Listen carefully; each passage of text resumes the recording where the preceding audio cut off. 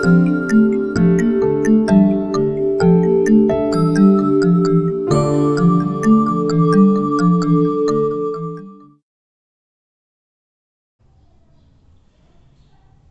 pessoal, meu amigo estudante, aquele abraço para você e estamos aqui para mais uma aula importante de um conteúdo relevante de história que vale a pena acompanhar. Esse conteúdo é a chamada Baixa Idade Média.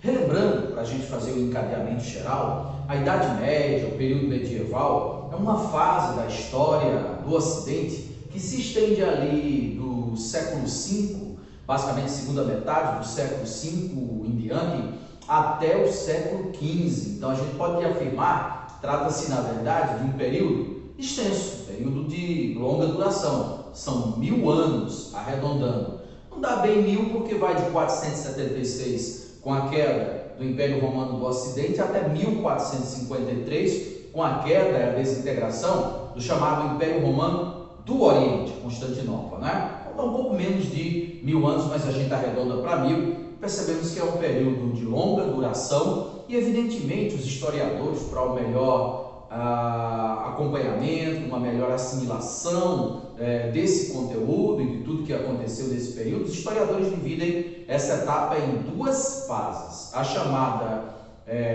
Alta Idade Média, quando você tem a formação do feudalismo, quando você tem um processo de ruralização na sociedade na Europa Ocidental, principalmente ali em áreas da Europa Central, como França, por exemplo, e também a chamada Baixa Idade Média, que é isso que a gente vai estudar a partir de agora nessa aula. Os pontos centrais da chamada Baixa Idade Média, vale lembrar, que é um período que vai do século XI até o século XV, tá? Os pontos centrais é exatamente o renascimento comercial e urbano. Nós vamos ter o movimento cruzadista, vamos ter como pontos centrais também a epidemia da qual foi vítima a Europa da chamada peste bubônica ou peste negra e o consequente surgimento do capitalismo, ao mesmo tempo em que nós vamos exatamente observar a decadência do feudalismo, tá? Então é um período de suma relevância para que a gente entenda o contexto geral do chamado período medieval. Então me acompanha, vem comigo, vai ser bacana. O primeiro ponto que eu coloquei aqui foi o movimento cruzadista. E eu coloquei alguns pontos que servem como eixo para a gente entender todos os conteúdos, todos os assuntos de história, independentemente se é Idade Média, moderna, que seja contemporânea, Idade Antiga e por aí vai. São os seguintes pontos: o conceito, o contexto histórico, bastante relevante, as causas que motivaram tal acontecimento e, evidentemente, nós temos também que analisar as consequências advindas a partir da eclosão de tal fato que estamos estudando. Com o movimento cruzadista, obviamente, não é diferente. Então, comece exatamente pela definição, aquilo que a gente chama de conceito, né? Obviamente. O movimento cruzadista foi um movimento militar / religioso que buscava readquirir a posse das terras da chamada Terra Santa, ou seja, da Palestina, envolvendo aí, obviamente, a cidade de Jerusalém. Vamos entender o contexto histórico e, ao mesmo tempo, pensar e analisar as causas. Comecemos também agora essa segunda etapa da nossa análise sobre o movimento cruzadista a respeito do contexto histórico. É preciso lembrar que o Império Muçulmano, o povo árabe principalmente, estão ali num processo de expansão contínuo que se inicia a partir da morte de Maomé ou já durante a vida de Maomé, a partir de 622 da era cristã, quando a Península Arábica ela é islamizada, ainda com Maomé em vida, e após a morte de Maomé nós vamos ter duas dinastias importantes aí, os Abássidas e os Omeíadas, e eles vão capitanear um processo de expansão bastante vigoroso que perpassa o norte da África, uma parte também ali da Ásia, vão vir para a América, aliás, desculpem, para a Europa, né, atravessando o Estreito de Gibraltar e vão ali para dominar a Península Ibérica, Portugal e Espanha, ficar muitos séculos ali. Mas dentro desse contexto da expansão árabe, Jerusalém, que é uma cidade santa também para os muçulmanos, ela não é santa apenas para a cristandade, ela não é santa apenas para os judeus, é a chamada cidade 3 vezes santa, né? Reverenciada tanto por cristãos quanto por judeus quanto por muçulmanos, tá? Então toda aquela área considerada sagrada pelo cristianismo, ela foi tomada politicamente, administrativamente pelos muçulmanos. O que isso acarretou? Acarretou que muitas peregrinações de cristãos passaram a ser proibidas, diversas comemorações e acessos a locais sagrados da cristandade começaram a ser obstaculados, e com isso você cria realmente uma animosidade entre a cristandade ocidental, o papado. Naquela ocasião, estamos no ano de 1095 da era cristã, quem governava a cristandade ocidental era um papa chamado Urbano II, tá? Então você tem uma questão religiosa aí, sem sombra de dúvidas, tá? E aí eu já entro nas causas. O contexto histórico é o contexto da expansão dos muçulmanos, da expansão dos árabes em terras que hoje está ali o Estado de Israel no Oriente Médio. Mas as causas, aí a gente já entra nesse ponto, tem a motivação religiosa de reaver as terras sagradas, os pontos considerados santos pela cristandade ocidental, isso a gente não vai negar, mas as causas mais fortes, vamos colocar assim, residem em questões mais mundanas, em questões mais materiais, eu diria. Quais? Vamos colocar aqui também a questão da igreja, ou do desejo da igreja e de muitos poderosos na Europa Ocidental de se livrar dos chamados indesejáveis. Quais seriam esses indesejáveis? Mendigos, uma nobreza sem terra que vivia brigando entre si, causando distúrbio social pela posse da terra, toda sorte de desordeiros, considerados bandidos, fora da lei. Então a igreja vai, por incrível que pareça, capitanear um movimento para trazer essa gente na condição de cavaleiro de Cristo, de guerreiro da fé, para lutar não mais entre si, causando distúrbio social na Europa, e sim lá no Oriente Médio, e sim em Jerusalém, a favor da cristandade, contra os cães. Era assim que Urbano II chamava os muçulmanos. Então, era como se fosse uma jogada, né? Olhando do ponto de vista bem material, do ponto de vista de que se os cristãos, se essa gente, se esses desordeiros, se esses desocupados, mendigos, se esses indesejáveis, não é? Agora transformados em soldados de Cristo, se eles vencem lá em Jerusalém, recuperam a Terra Santa para a igreja, é lucro para a igreja. Por outro lado, se eles perdem, se eles morrem, por lá mesmo ficam, resolve-se o problema de se livrar desses indesejáveis na Europa. Mais cruel que possa parecer, é mais ou menos assim que a coisa se encaminhou. Outro ponto importante é o desejo dos comerciantes de uma proto-burguesia que começa a nascer ali naquele momento, de reaver um comércio que outrora foi mais intenso entre Oriente e Ocidente. Então tem inclusive um publicitário baiano chamado Nizango Anais, sempre gosto de citar essa frase dele, ele diz assim: existem os que choram e os que vendem lenços.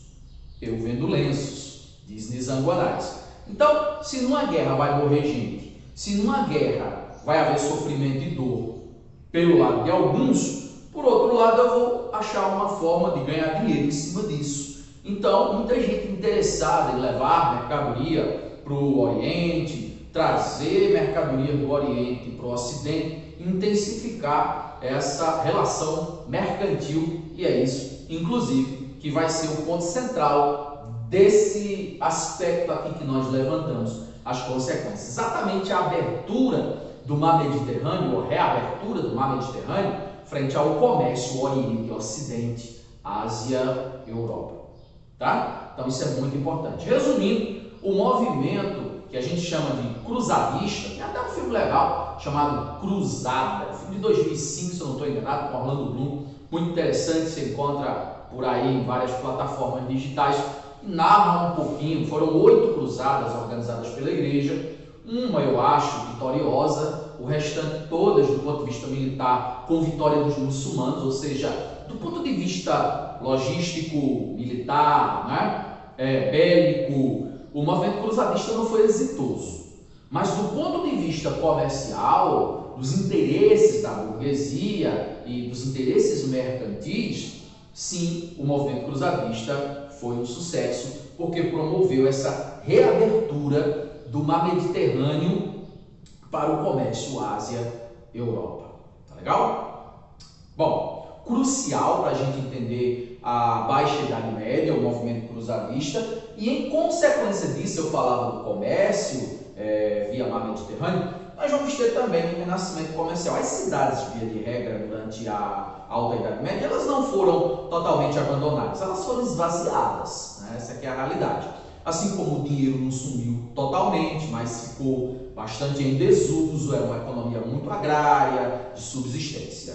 Mas, com focos aqui e ali ainda sobrevivendo, nós vamos ter, a partir do movimento cruzadista em diante, um renascimento, um ressurgimento, uma reativação do comércio. Essa reativação do comércio, ela possibilita, ela enseja também uma reocupação urbana, que a atividade comercial é tipicamente citadina, não é? Então, a partir do momento que as cidades começaram a movimentar oportunidades de negócios, movimentação, transações mercantis, isso atrai pessoas, não é? Que, exatamente motivadas pela possibilidade de uma mudança de vida, de uma ascensão, elas vão procurando novamente as zonas urbanas, fazendo com que houvesse, a partir do século XII para frente, um ressurgimento das cidades, tanto as que já existiam,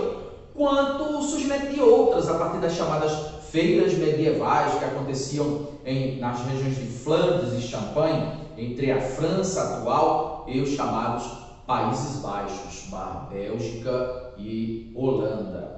É claro que quando falamos de renascimento comercial e urbano, nós vamos ter o surgimento também dos burgos. Os burgos eram como se fossem vilas, não é? Vilas fortificadas, cujos seus habitantes eram burgueses, habitantes dos burgos, daí vem a palavra burguês, e que na sua essência eram comerciantes. Tá? Então, com o passar do tempo, esses burgos se fortalecem, crescem, se difundem por parte da Europa Ocidental, e através da Carta Foral eles vão comprar meio que a sua independência, para não ter mais que pagar tributos para um suzerano, meio que comprar a sua alforria ali, ter a sua área onde o burgo está localizado, separado do senhorio, separado do feudo, digamos assim. Esse é um processo que avança pelo século XII, pelo século XIII, pelo século XIV em diante. Também é importante mencionar, não coloquei aqui, mas futuramente vou gravar um outro vídeo explicando isso, a formação das guildas, tá? A formação das chamadas corporações de ofício, onde jovens aprendizes eram instruídos pelos seus mestres artesãos, começa a haver uma produção manufatureira na Europa Ocidental muito grande, motivada por essa abertura do comércio com o Oriente, por essa abertura ou reabertura do mar Mediterrâneo, por essa nova atividade mercantil que se alardeia pelas cidades medievais da Europa Central. Tudo isso são os elementos, é o caldo que vai ensejar o nascedor, o nascimento, o fortalecimento do capitalismo. Na mesma proporção, coloquei aqui, na mesma proporção em que o feudalismo, baseado na ruralização, na subsistência, o sistema servil, ao mesmo tempo em que esse sistema feudal tão forte no período anterior à Baixa Idade Média, que é a Alta Idade Média, esse sistema feudal ele vai se desintegrando pouco a pouco. Ele vai década a década, século a século, até chegar no século XV, XVI, se enfraquecendo.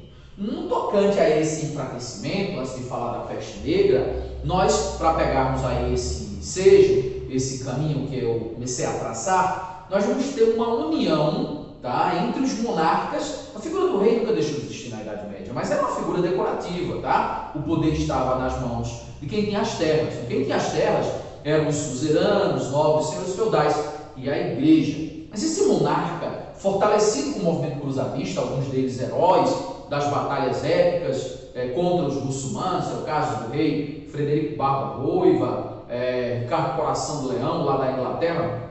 Então, esses reis eles vão se aliar à burguesia, não por afinidades entre si, que basicamente não tinham, a gente vai ver isso mais adiante, mas muito pela intenção de enfraquecer o poder dos senhores feudais. A burguesia tinha dificuldade com o feudalismo de se fortalecer, cada feudo tinha o seu sistema de peso e medidas próprio, tinha sua moeda própria, seu sistema de conversão, de câmbio, suas próprias leis. Isso dificultava as relações comerciais e os reis vinham com a proposta de unificação, tudo isso facilitando as relações mercantis. Então há esse processo de união que avança pelo século XV aí para frente, que vai exatamente ocasionar o surgimento das monarquias nacionais modernas, mas obviamente são assuntos mais adiante.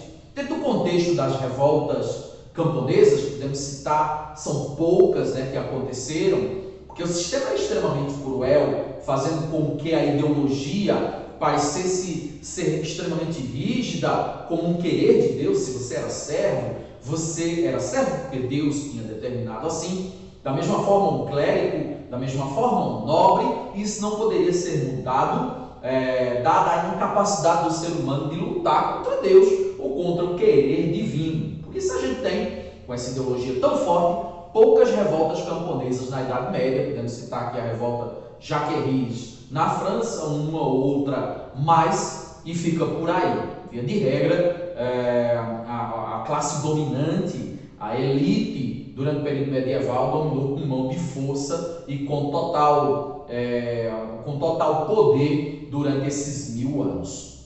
Bom, eu dizia e falava sobre a peste negra, um ponto aqui da nossa análise sobre a Baixa Idade Média. Vivemos um período de pandemia mundial e a epidemia da peste negra na Europa, ela deve ser comparada com hoje, mas também resguardados no contexto histórico daquela fase, daquele período, especificamente 3 anos em que a epidemia foi vigorosa na Europa, os anos de 1347 e 1350. Para vocês terem uma ideia, morreu, as estimativas elas não são precisas, passa de 20 milhões de mortos na Europa durante principalmente esses 3 anos. A peste negra essa doença é trazida da Ásia para a Europa nos navios que vinham ali pelo Mediterrâneo com a reabertura desse comércio. O que vai acontecer?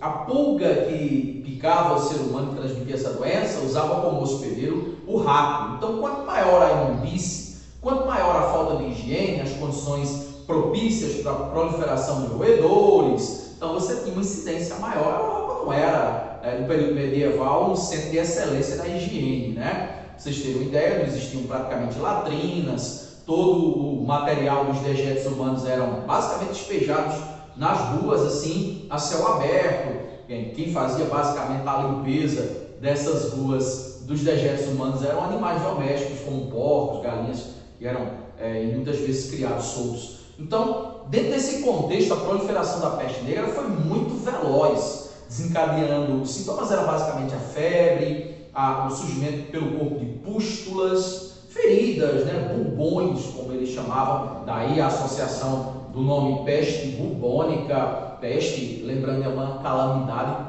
é algo de ruim que acontece um evento assim destrutivo, pode ser um terremoto, pode ser uma epidemia, uma pandemia, pode ser um maremoto, um tsunami ou algo do tipo. Então, a Europa é varrida por essa epidemia. No final, digamos assim, nós temos uma crise muito séria em função da diminuição da mão de obra, pelo número de mortes muito elevado, muito grande em toda a Europa ocidental, e a partir do século XIV em diante é que nós vamos ter uma espécie de revigoração propriamente dita das relações mercantis abaladas durante o período de disseminação da doença.